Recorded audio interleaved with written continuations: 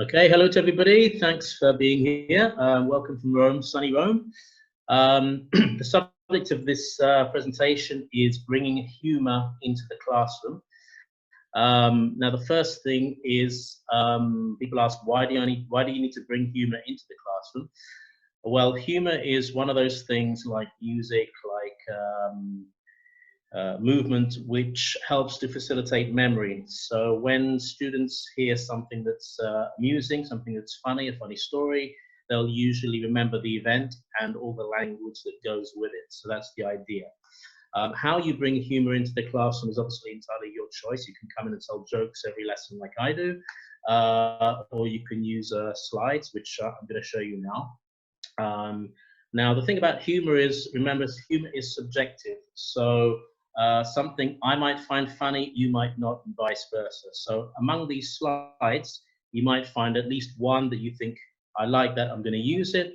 You might find one that you don't find funny at all. That's fine, that's not a problem. I'm just going to show you the slides and how I would use them with my students. Okay, so let's move on to the next slide. Okay, so the first one here, you can probably see it. You've probably seen it before. It says, who says teaching is stressful? I'm 39 and I feel great. And this is a young lady who is quite obviously showing that teaching is not stressful at all. Now, the reason this is funny, of course, is because the lady does not look 39 years old at all. But what I would do is I would ask my students, first of all, how old is she?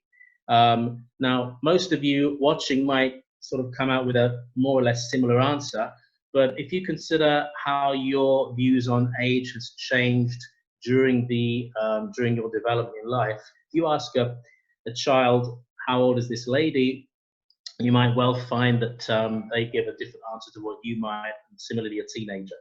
So don't be surprised if someone says something like, oh, she's so old, she's about 46, 47 or something like that. The other thing I would use this for is where it says teaching is stressful. If your students agree that teaching is stressful, get them to make a list of why teaching is stressful. And then just to balance it, show what things do you think maybe would be satisfying for a teacher. And if you have students who say, no, no, teaching is not stressful at all, you have a very easy life, you have all these holidays, long holidays, and short hours, get them to write their list of why they think teaching is easy, an easy job, and they'll love it. They'll come out with, 100 different reasons why teaching is easy, get them to make the list, and then just go through each one with them individually and explain to them that it's not quite so black and white. Okay, next slide here, I don't know if you can see it well, it's on a plane. God knows when I'll be able to use a plane again. There's a stewardess who is serving tea and coffee, and she asks the classic question, coffee or tea? And somebody replies, coffee. And she says, wrong, it's tea.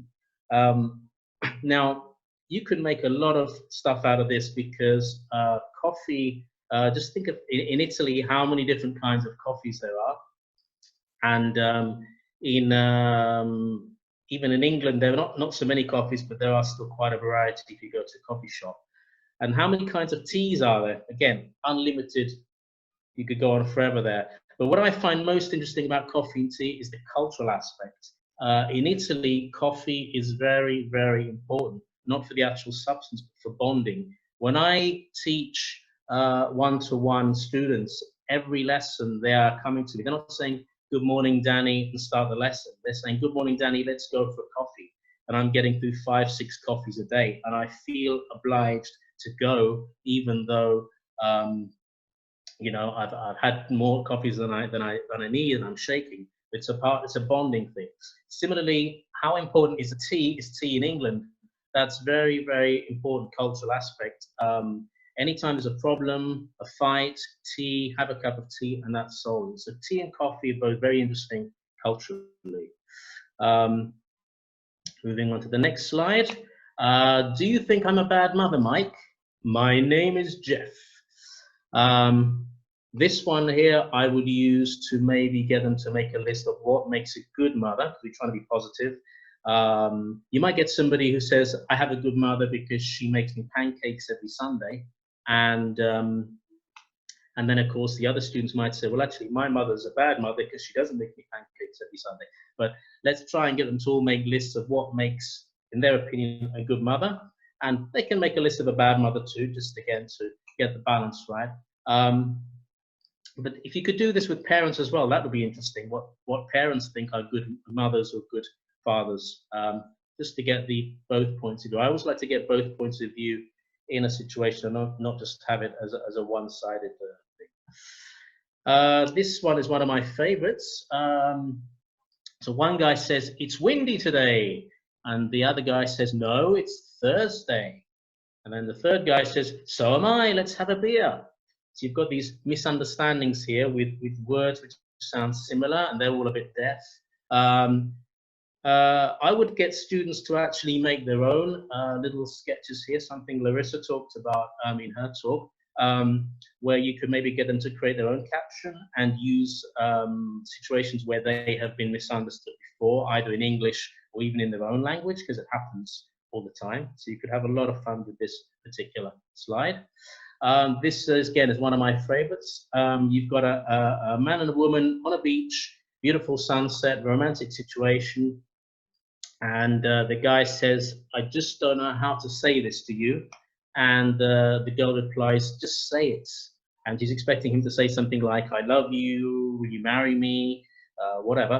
And he comes out with Worcestershire, one of the most difficult, unpronounceable words for Italian students.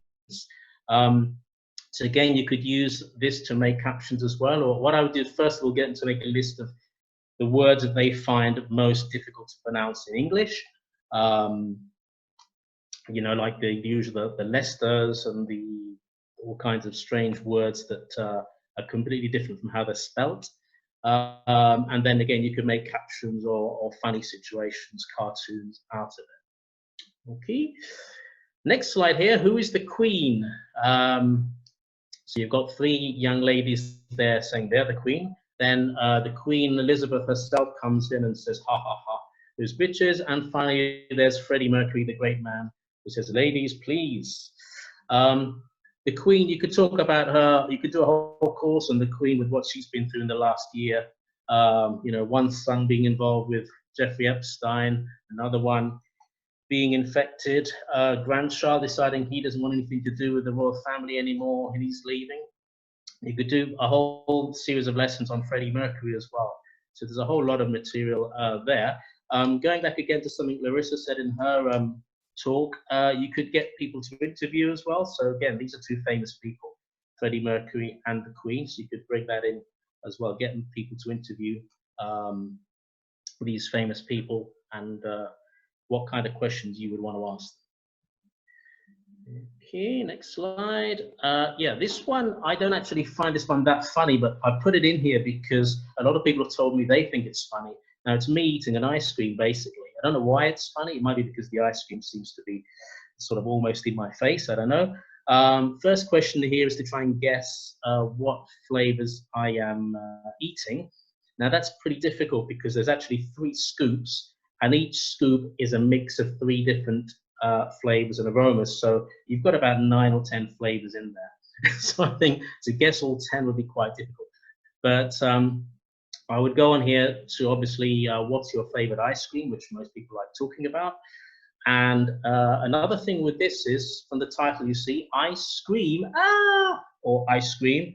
Again, this is another fantastic example of English where you can say exactly the same thing and it can have 2 different interpretations. So get them to be aware of that. Again, you can make one of these pictures or cartoon things where you use expressions which have exactly the same sound.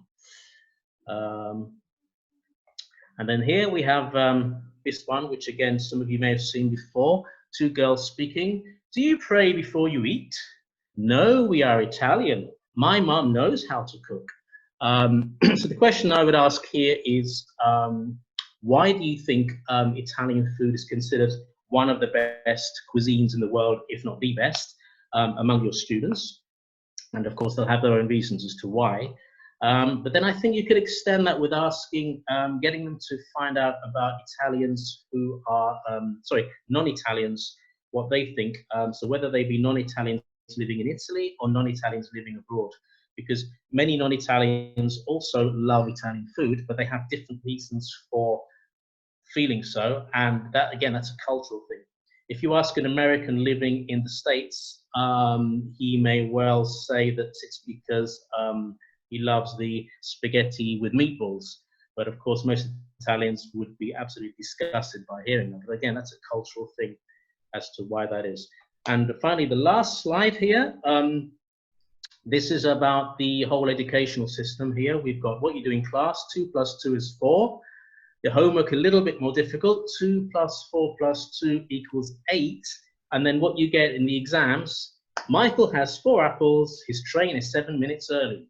Calculate the mass of the sun. So you could have a big discussion there about what people have in their exams, how much it relates to what they've done in class. And especially now that kids are at home, especially, are they actually learning more practical, real things at home with their parents than they do at school? Not because it's the teacher's fault, but because of what the school or the education system creates. Thank you, Rob. Hope I've managed it.